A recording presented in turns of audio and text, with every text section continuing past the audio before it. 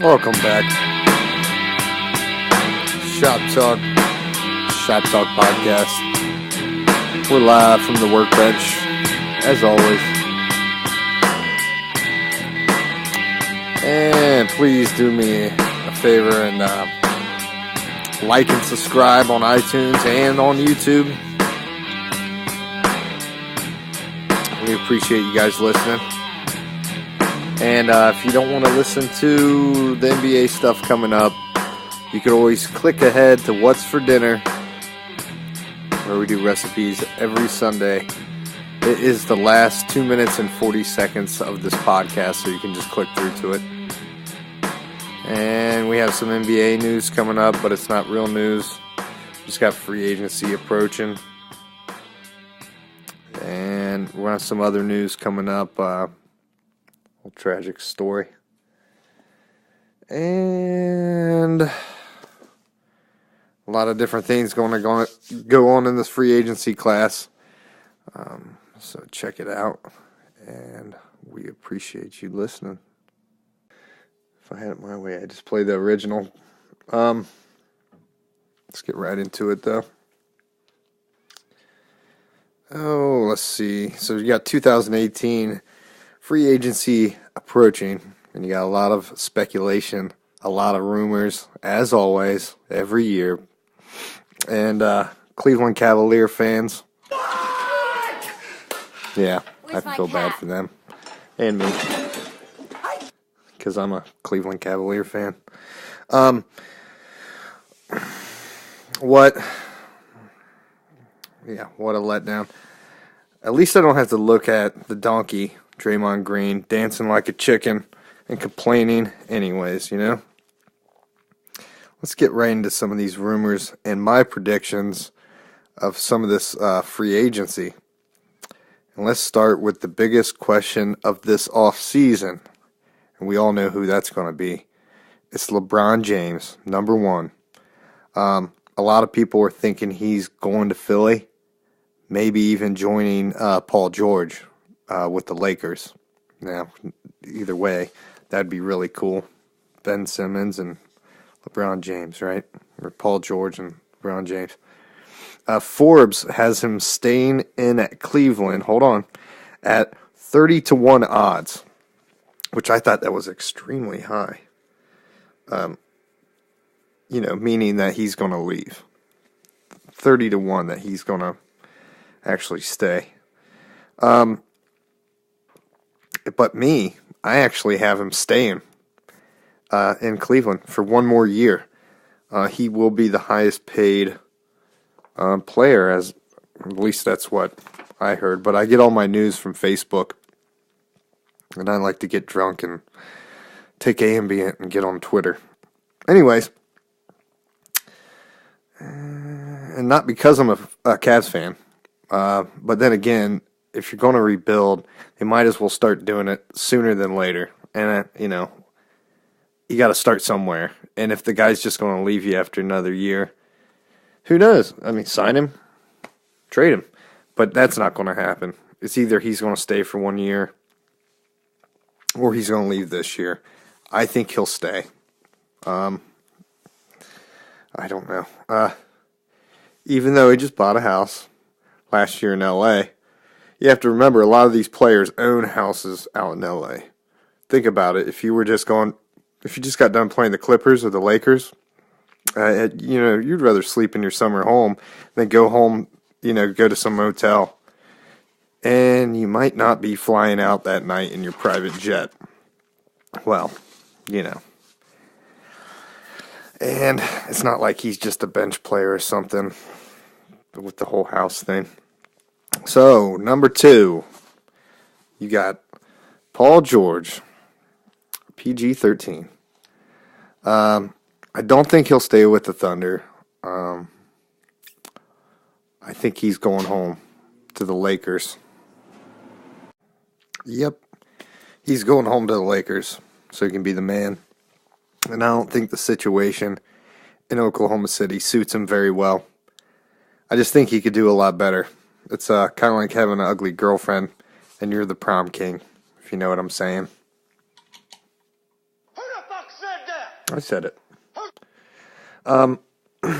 So the next one, number 3, is Kyrie Irving. And there's a lot of rumors and have been about Kyrie going to the Knicks. Hey, if he wanted to be the man in New York, he could be. Because other than Kristaps, he wouldn't be getting much help from other positions. I honestly think he stays in Boston. All the young talent they have there, that I hope they keep. I wouldn't change a thing if I was Danny Ainge. I would just re-sign the expiring contracts. I don't know much about their the cap with them. I know there was something about maybe they had to get rid of, not necessarily Tatum, but they'd have to move on from Brown or something. But I don't see it happening. I mean, they made it so far into the playoffs without having Gordon Hayward and without having Kyrie for, a good majority of the season with his knee. Number 4. Oh, much anticipation. It's Carmelo Anthony. And I know all these names. They're not all the biggest names, in the offseason. He's rumored to go back to the Nuggets, which I think he'll do one day and retire there, I believe he still has a big option on his contract, and I think he's going to take full advantage of that.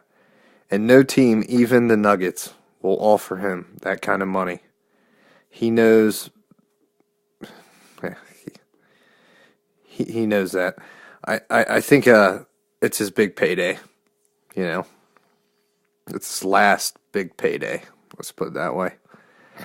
He stays in OKC for one more year, and that's it. Or until midseason, trade deadline, and they try to get some value for him. And on to the next. Number 5. Oh, number 5. DeMarcus Cousins. Oh, the emotional lesbian. A lot of speculation that he would be signing with the Mavericks. I don't see that happening. And what a pleasant surprise the Pelicans were in the playoffs. Super fun team to watch. I think he comes back to the Pelicans and teams back up with Anthony Davis. Similar, what he said was similar to what LeBron said about he would, but LeBron was a little different. But DeMarcus said he would like to make it work. He would like to, come back there and play. And I didn't look that much into Rondo's contract. I don't know if he's up, if they just signed him for 1 year or whatever. But you can, if you got Rondo, playoff Rondo was great. And I actually don't like him as a player. I mean, as a person. But I don't know him as a person, so I can't say that, But their two personalities got to work great together, Okay, number 6. Chris Paul.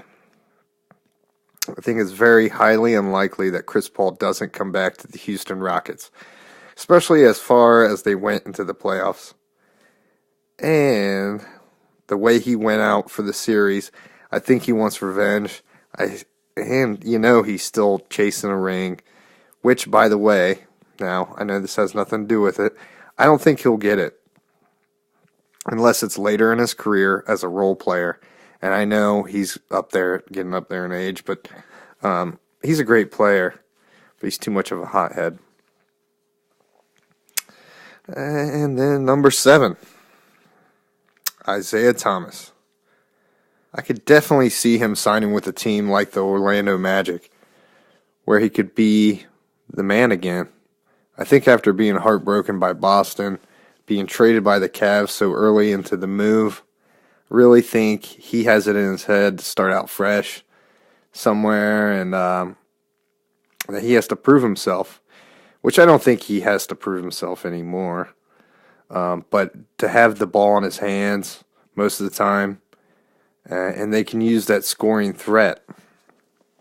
Number Number 8, Julius Randle. If I was the GM, I would definitely keep him on the Lakers. I love his bully ball. He's a couple inches short of what you need. But, look at a guy like Randolph. He's done it his whole career. There's a lot of rumors of him going to the Utah Jazz. I'm going to say that I think he will go to the Mavericks and not Cousins. I think he'll be a great fit there. They kind of have a, what would you call it, a log jam a little bit with the Lakers, with Kuzma. But I know they moved Kuzma to the small forward towards the end of the year. I don't know. You got a lot of talent with the Lakers. I love watching the young teams. Philadelphia, Boston, Lakers. And those are all good. Those are good franchises.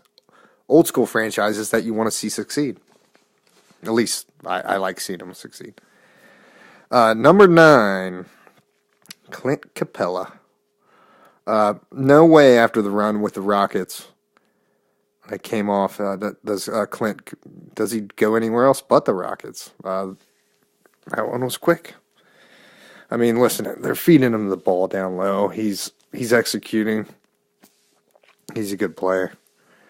And he's young, so I don't think he's going to go anywhere, at least for not this season.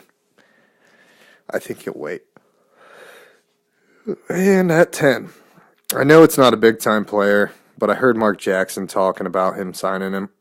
About him signing somewhere else. But it's Rodney Hood. I know you're all probably disappointed, but I think Cleveland will match any offer he gets, because I don't think he'll get a huge offer. And that also depends a lot on if LeBron comes back or not. Maybe if LeBron comes back, they don't match an offer. He will get offers. He'll get offers all over the place. They should have played him more. And even if they would have played him more, it wouldn't have mattered. He didn't fit into the team. They didn't put him in enough for him to start fitting into the team. They didn't start putting the ball in his hands. They just didn't play him enough. And even if they did, it wouldn't matter. I know all you Cleveland fans are disappointed. I'm disappointed. I'm disappointed too. Whoops, that was the wrong button. It's a crazy week. Terrible news about Anthony Bourdain. I didn't want to put this because I put a little thing out earlier, and I'm going to have to figure this out between my YouTube and my iTunes, because it just automatically posts the stuff to iTunes, which I don't really like that. I like to keep things separate. But I hope with Anthony Bourdain it wasn't, I think you call it oral asphyxiation. I think that's how you say it. But that's just like Robin Williams, Chester from Linkin Park, Chris Cornell, a bunch of other people. Hope it wasn't that. Hell, Kate Spade, she used a fucking doorknob and a belt. So I hope it's not any of that. Who knows? I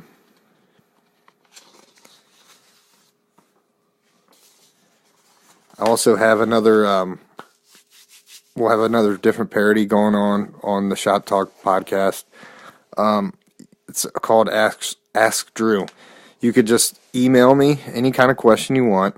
You can remain anonymous if you like. Doesn't matter to me. I won't call out your name over the podcast. You can ask me any kind of question you want, whether it is personal to yourself or if you have some different problems going on, or you just have a general question, and also guitar stuff, NBA stuff, anything. And you can send any of your questions to shoptalkwithdrew@yahoo.com. And also like and subscribe on iTunes. I appreciate everybody listening, and I hope everybody has a great week.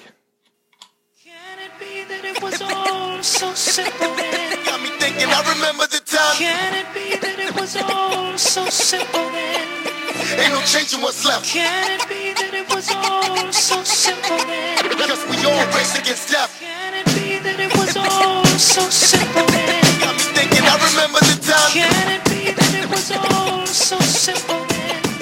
Ain't no changing what's left. Can it be that it was all so simple then? Because we all race against death. This is What's for Dinner on the Shop Talk podcast. Please like and subscribe on iTunes and YouTube. And what are we having tonight? Sausage, egg, and cheese muffin. McMuffin. I cook these a lot in the morning. It's so easy. My wife figured out how to cook them. The egg is more or less over easy, and I will show you a trick on that in just a second. And your ingredients are 1 egg per muffin, store-bought English muffins, store-bought pre-cooked pork breakfast patties, and the outer rings of an onion that's thickly sliced, the 2 outer rings. American cheese slices, and you can put whatever you want with it. I put mayo, and I put sriracha. I put mayo on the bottom and sriracha on the top. I toast the muffins either in a skillet or a toaster oven. I brown the sausage patties in a skillet per the directions on the bag. You want a lid for your skillet as well. I take the 2 outer rings from the onion and I brown on one side. I flip the onions that are still intact together. Crack 1 egg inside of the onions. I do this because I can never find those fancy rings for the eggs at the store. They're always out of stock. And also, I put a little salt and cracked black pepper on the top. And the eggs you don't have to flip. You want to make sure that they don't stick with your spatula. I'm not a good egg flipper, so I use this trick. You want to top the sausage patties with your cheese. You add water from a little squirt bottle. They're like $1 at the store. They look like ketchup and mustard bottles. And they're a condiment bottle. Put the lid on of the skillet and let the cheese and the egg steam. Again, you don't have to flip the egg, and this will keep the yolk pretty runny. And it only takes about 2 minutes at the most. And from there, you build your breakfast sandwich. I like some sriracha on top. That'll wake you up in the morning. And I definitely appreciate everybody out there listening. Please like and subscribe on YouTube and iTunes. Have a good weekend.